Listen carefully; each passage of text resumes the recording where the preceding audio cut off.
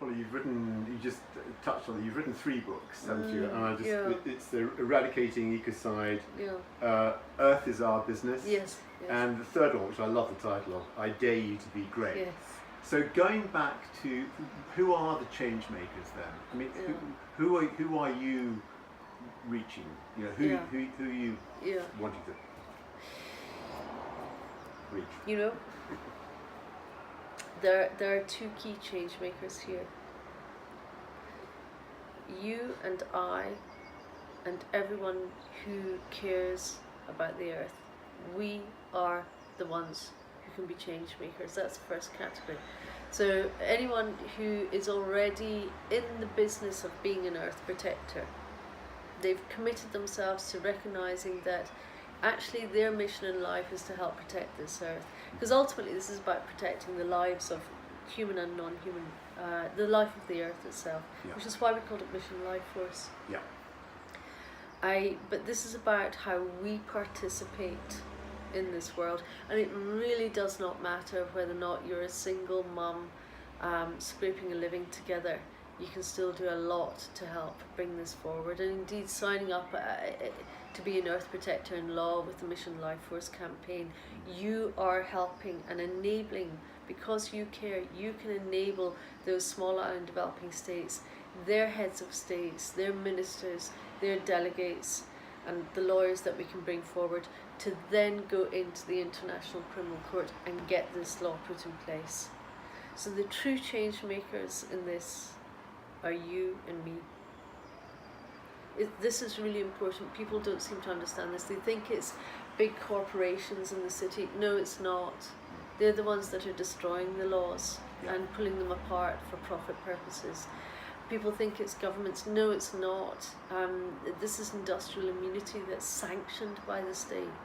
No, it's individuals that can come forward and help enable this to happen, for this law to be put in place. It's not going to be the Western world governments that are going to do it. It's those tiny little islands, for instance, out in the Pacific. I've got a map here on the wall, and it's the tiny little ones that are the ones that are going to be the ones taking this forward. Because you know what? They're the ones who are actually going to have their lives threatened with destruction in the most extreme way. They're the ones whose lives are threatened with death. Here, and we are talking about death of hundreds of thousands, if not millions of people. They're the ones that will lose their livelihoods and their way of lives. They're the ones that are looking at becoming environmental refugees in this lifetime. And what do we do? Where are we going to take them? This is about migration with dignity, something that is not even addressed through the soft law documents such as the Paris Agreement and the international climate negotiations, because that's the problem. It's a negotiation. It's financed by big, dangerous industrial activity. International criminal law is a whole different arena. That's about justice in the International Criminal Court. There is no state immunity there.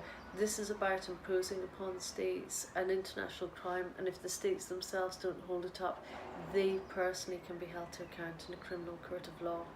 That is really critical here.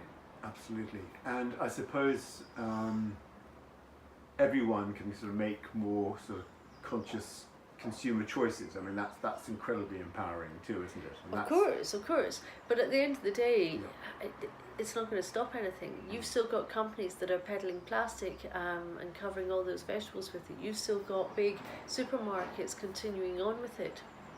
You've still got a fossil fuel industry that's got a byproduct, a waste, a surfeit of waste product that's made into plastic. Until you actually stop that business at source, only then will innovation in the other direction drive change in an exponential way, the likes of which we've rarely seen before in history. I'll give you examples of when law has really made a big difference. Abolition of slavery is a very big example, and we are talking about something on that size. I mean, people back then said it's impossible, will never happen, it will lead to economic collapse. The public demand it. precisely the same things that I said about using fossil fuel today. Yeah.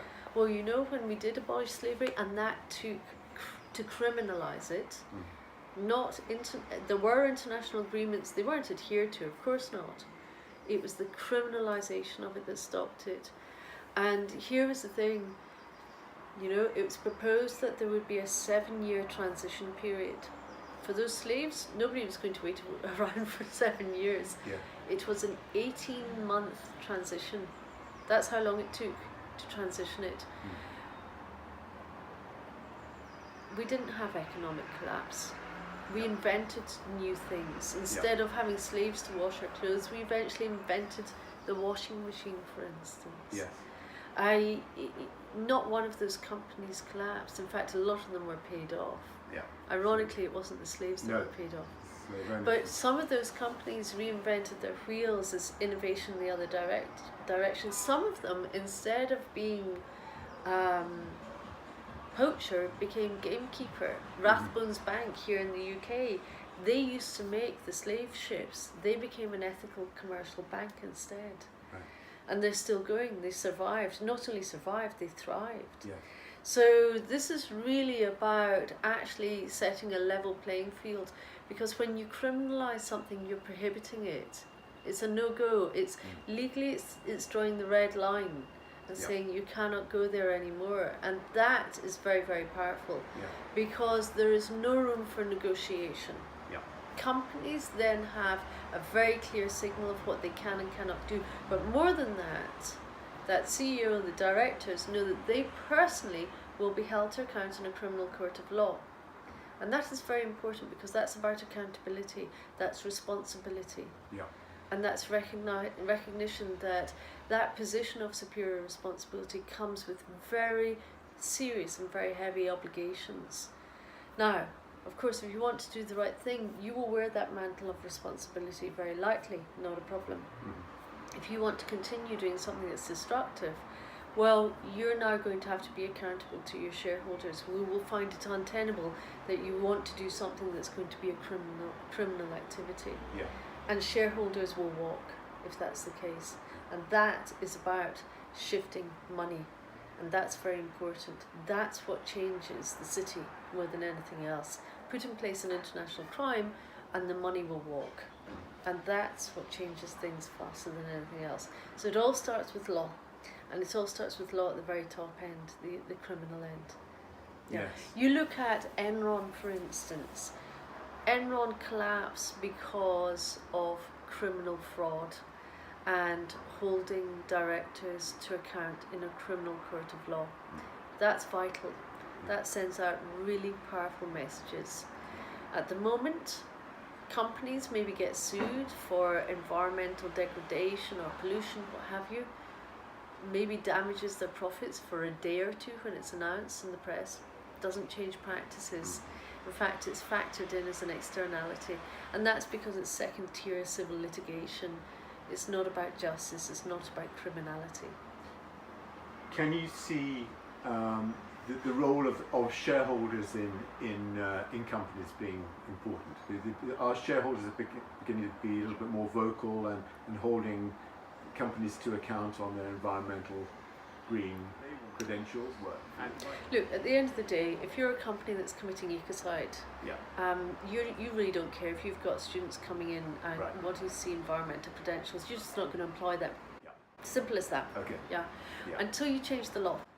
And then you'll find that your shareholders are going to be really concerned. Forget that.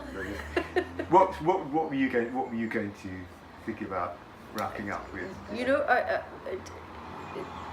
I've just done a mission life thing. I just kind of did.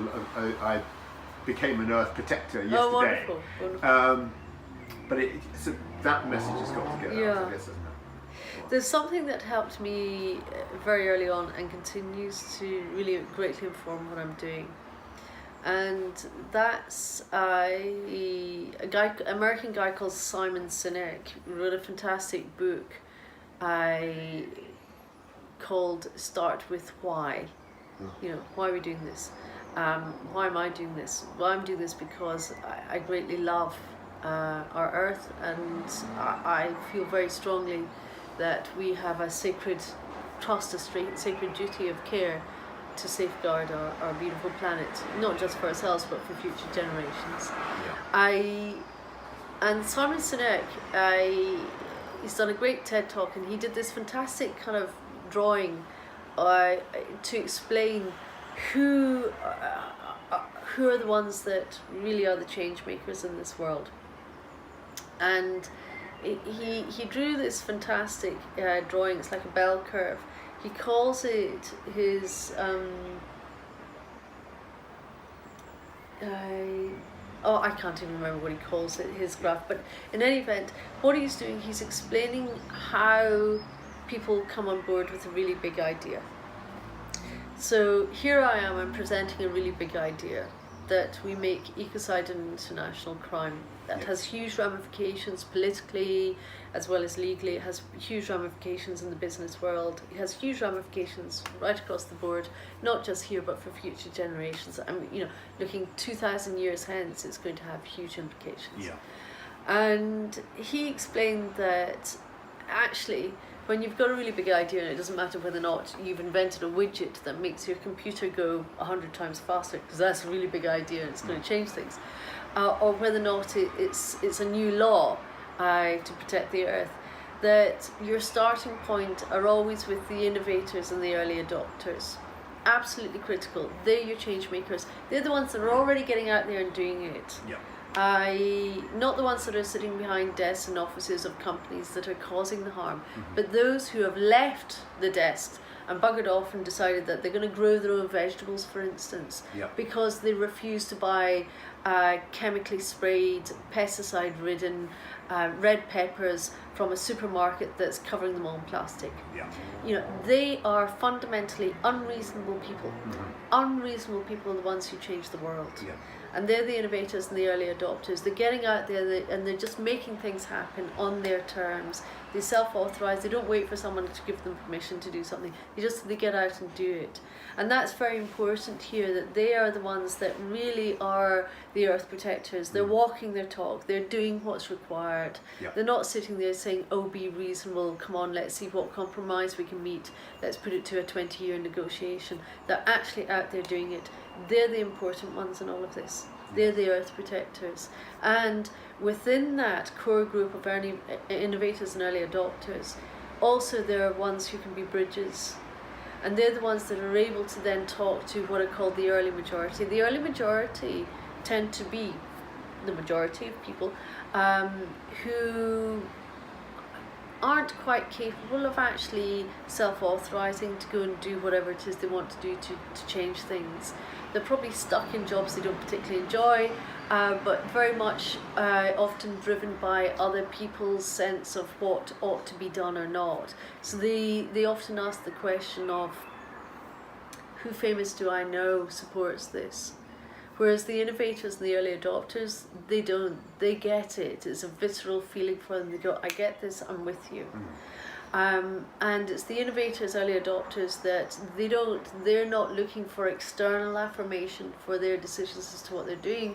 They have self-authority. They understand they're innate. They are so much more in the field of actually getting stuff done by hook or by crook, no matter what. And they're very important. Of that grouping, if you like, and that's where my earth protectors are, those that can bridge, those that can say, okay, now we're going to put on a big event that will invite other innovators to come on board and talk to. That's the unifying of the shared visions, if you like. That's where the real powerhouses are, because they are the ones that will go the extra mile. In fact, not just the extra mile, hundreds of miles, thousands of miles, right across the oceans, literally to see change happening. I mean, we've got a young kid who's decided he's going off, spending his summer holidays making a documentary in the Pacific on a budget of zero. But he's got friends around him. He's just going to do it. as opposed to someone who's sitting in a cushy job in the city saying, oh, I wish I could maybe one day go off and make a documentary about protecting the earth. This young kid, he's just doing it. You know, that's an example of how driven. Self-actualized. It is. It's a very driven state of being, and it's very, very powerful. Yeah. And those people really are the critical change makers now. The ones who just do. They get up, they do, they have no idea how they'll get there, but they're driven by a sense and a common shared vision of a better earth, of what my friend Charles Eisenstein calls a more beautiful world that our heart knows is possible. Yes, lovely. Yeah. Thank you, Paulie. Thank you. That was really, Charlie. That was great. Thanks Delight. so much. Much appreciated. Thank you.